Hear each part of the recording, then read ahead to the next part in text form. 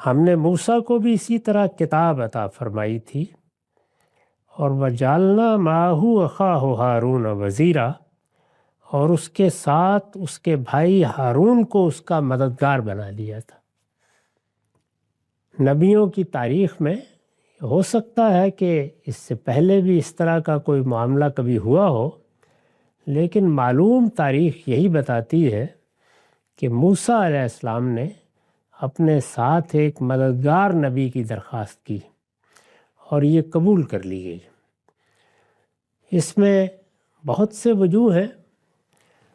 خود سیدنا موسیٰ نے بیان کیا ہے کہ وہ کیوں ایک مددگار چاہتے ہیں،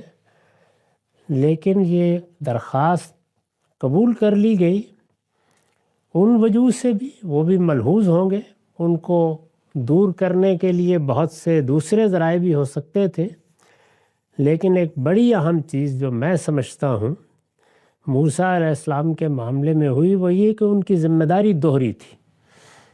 ایک طرف وہ ایک باجبروت بادشاہ کے پاس بھیجے جا رہے تھے، وہ ان کی قوم سے نہیں تھا۔ اس بادشاہ کے سامنے جا کر دعوت پیش کرنا، اس کو اس پر آمادہ کرنا کہ وہ اس دعوت کو قبول کر لے، اگر وہ قبول نہیں کرتا تو کم سے کم اس پر راضی ہو جائے کہ بنی اسرائیل کو مصر سے جانے دیں، اس لیے کہ بنی اسرائیل کے بارے میں اب یہ فیصلہ کر لیا گیا تھا کہ ان کی تعلیم و تربیت کے بعد انہیں اب کنعان میں آباد کیا جائے گا، اور وہاں وہ اللہ تعالیٰ کی توحید کا عالمی مرکز بنائیں گے۔ اللہ تعالیٰ نے انسانوں کی ہدایت کے لیے جو اہتمام کیا ہے، یہ اس کے دوسرے مرحلے کی ابتدا تھی، اور اس کی بڑی اہمیت ہے۔ چنانچہ وہ کم سے کم فرعون سے ان کو نجات دلا دے۔ اس طریقے سے خود بنی اسرائیل کی ہدایت، ان کی تعلیم و تربیت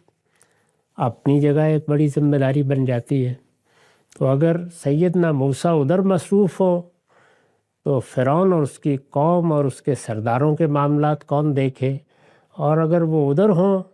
تو ادھر بنی اسرائیل کی تعلیم تربیت کا اہتمام کون کرے؟ تو اس وجہ سے اللہ تعالیٰ نے یہ درخواست قبول فرما لی۔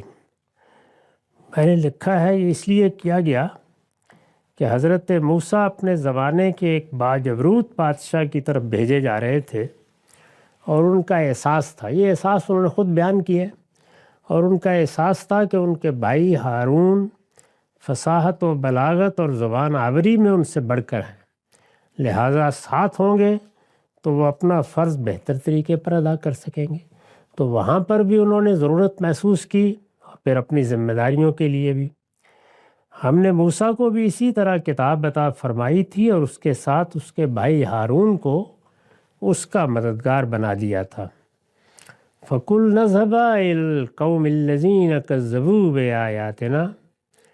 پھر دونوں کو حکم دیا تھا کہ ان لوگوں کے پاس جاؤ جنہوں نے ہماری آیتوں کو بالآخر جھٹلا دیا،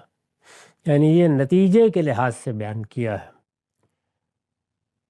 کہ وہ قوم کہ جو سرکش ثابت ہوئی، جس کی طرف اللہ کے یہ دونوں پیغمبر بھیجے گئے، انہوں نے جا کر ان پر اللہ کی حجت تمام کی، اس کے باوجود کہ انہوں نے پیغمبروں کو دیکھ لیا، وہ اللہ کی دعوت کو، پیغمبروں کی دعوت کو قبول کرنے کے لیے تیار نہیں ہوئے،